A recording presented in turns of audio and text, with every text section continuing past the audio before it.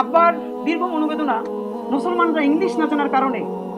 19 জন মুসলমানের তাজা প্রাণ এখানে শহীদ হয়ে গেছে। আব্বা মানে তৎকালীন আমার আব্বার মতো বহু মানুষ, তাদের এই মনোবেদনা যে মুসলমানরা বলেছে এই কল্লা থাকতে এখান থেকে যাইতে দিব না, আর তাদেরকে ইন্টারপ্রেট করা হয়েছে এই কল্লা এখন কোপায় ফেলাই দেওয়া হবে, বাইরে কোথাও একটা কিছু। তো আব্বার কথা হইলো, সে আইসা বললো তার তো আজীবন বেদনা আছে, মানে তার মানে তাদের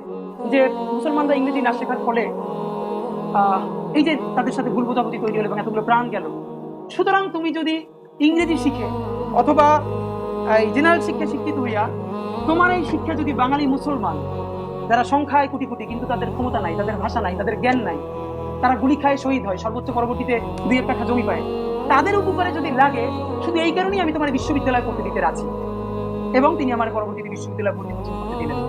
গল্পটার মধ্যে এভাবে শুরু করলাম এই জন্য আপনারা নিশ্চয়ই বুঝতে পারবেন বাঙালি মুসলমান তার যে দীর্ঘদিনের মনোবেদনা